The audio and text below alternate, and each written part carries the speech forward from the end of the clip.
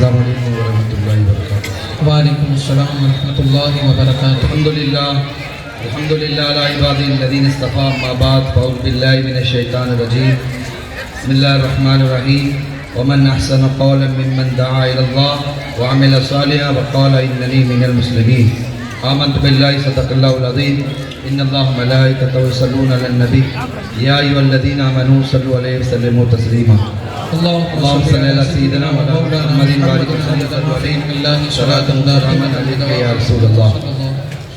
معزز سامعین کرام، اللہ تعالیٰ نے ارشاد فرمایا ومن احسن قولا ممن دعا الی اللہ، اور اس سے اچھی بات کس کی جو اللہ کی طرف لوگوں کو بلائے، وعمل صالحا، اور نیک کام کرے، وقال اننی من المسلمین، اور کہے میں مسلمان ہوں۔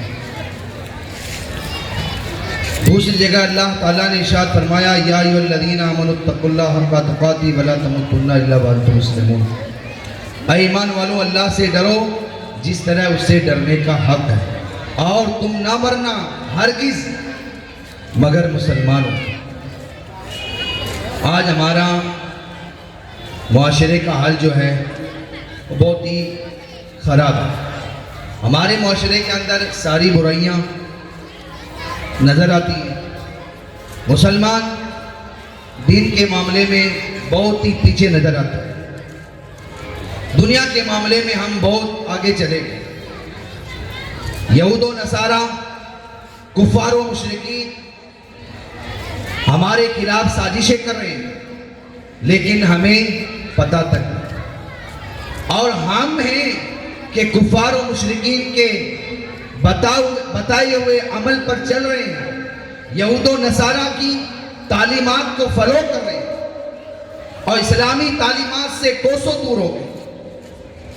اس کی وجہ یہی ہے، انسان گناہ سے تب بچتا ہے جب اس کے دل میں گناہ کا احساس ہوتا ہے۔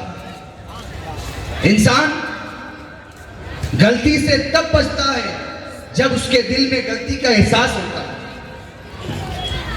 جب گناہ کا احساس ہی نہ ہو، غلطی کا احساس ہی نہ ہو، تو پھر انسان گناہ پر بے باک ہو جاتا ہے، پھر اسے کوئی روک نہیں سکتا۔ شب روز، رات دن، ہمارا ہر لمحہ گناہوں کے اندر ملوث۔ نمازوں کا ٹھکانہ نہیں، ماں باپ کی تعظیم و توقیر نہیں، بڑے چھوٹے کا ادب نہیں،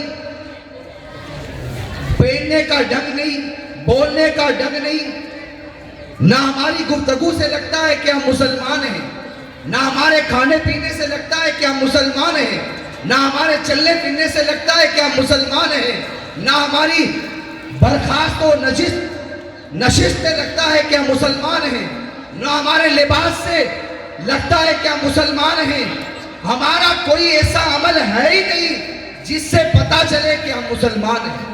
ہمارا کھانا پینا یہود و نصارہ کے طریقے پر ہے، ہمارا چلنا پھرنا یہود و نصارہ کے طریقے پر ہے، ہماری بول چال یہود و نصارہ کے طریقے پر ہے، ہمارا پہننا اوڑھنا یہود و نصارہ کے طریقے پر ہے، ہماری نجیس، ہماری مجلس، ہماری نیسی مجلسیں یہود و نصارہ کے طریقے پر ہیں، ہماری شادی بیاہ کی مجالسیں یہود و نصارہ کے طریقے پر ہیں۔ یہ مسلمان کا طریقہ نہیں، یہ مسلمان کا شیوا نہیں ہے۔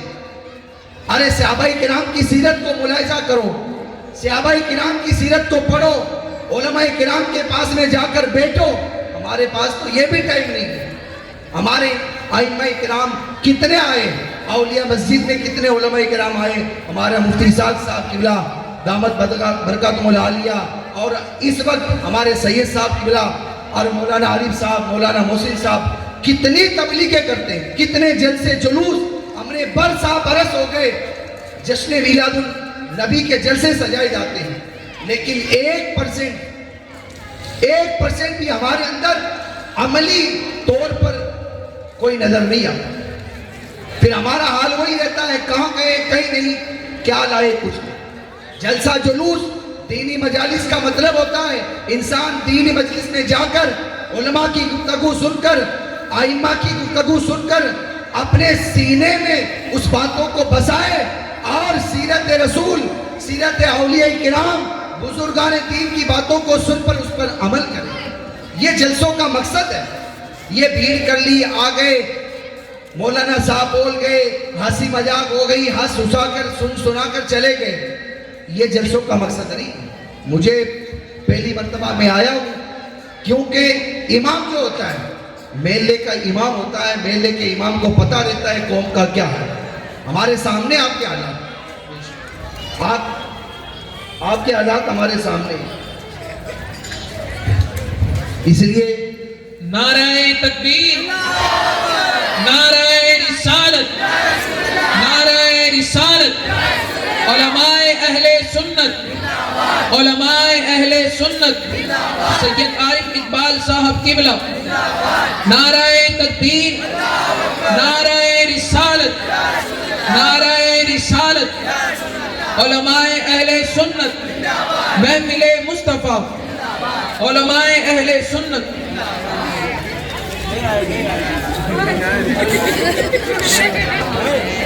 آپ خاموشی سے بیٹھے رہیں، مہمان آئے انشاءاللہ آئیں گے، مغالطہ ہو گیا ہے، کوئی بات نہیں۔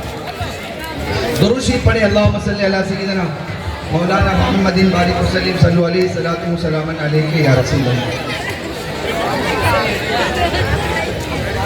یہ مجلسیں بڑی بابرکت مجلسیں ہوتی ہیں، مجلس کا ادب کرنا بھی ضروری ہے۔ با ادب با نصیب، بے ادب بے نصیب۔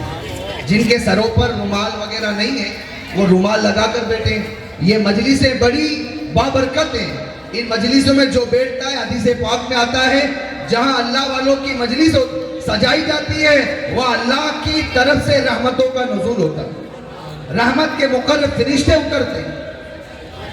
تو بہر کے ہمارا حال بہت ہی برا، اس لیے اپنی زندگی کو سیرت مصطفیٰ کے مطابق نمونہ، ایک نمونہ کے طور پر مسلمان بنی۔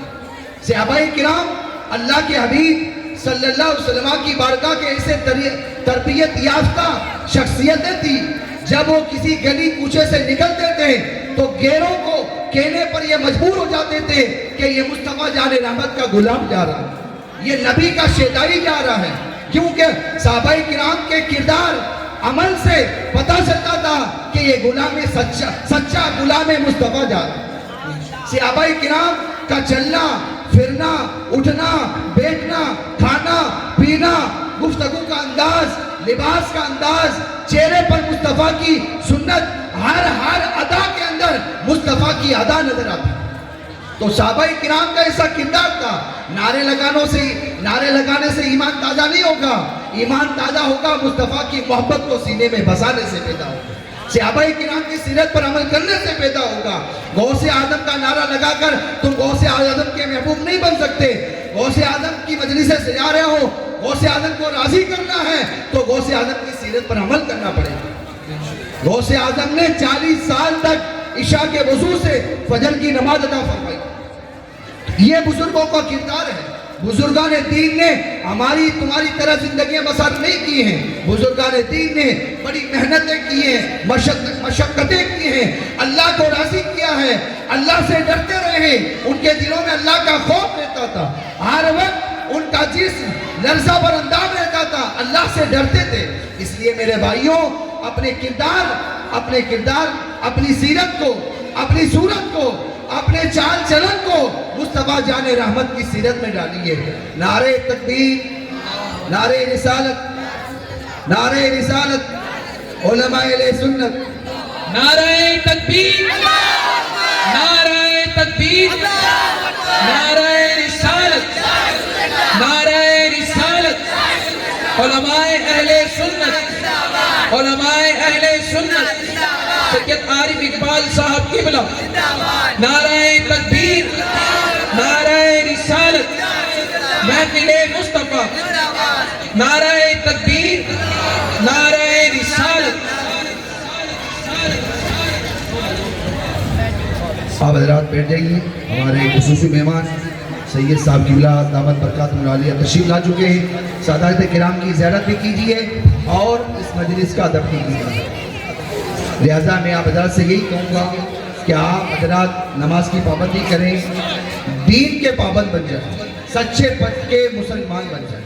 اللہ تعالیٰ نے فرمایا یا ایھا الذین آمنوا اتقوا اللہ حق تقاتہ ولا تموتن الا وانتم مسلمون، اے ایمان والو اللہ سے ڈرو جیسا اس سے ڈرنے کا حق ہے، اور تم نہ مرنا مگر مسلمان ہو کر۔ میرا یہی آپ سے پیغام ہے۔ اللہ کریم کی بارگاہ میں دعا ہے اللہ تعالی ہمیں کہنے سننے سے زیادہ عمل کرنے کی توفیق عطا فرمائے۔ استغفر اللہ ربی من کل ذنب و اتوب الیہ، وآخر دعوانا الحمد للہ۔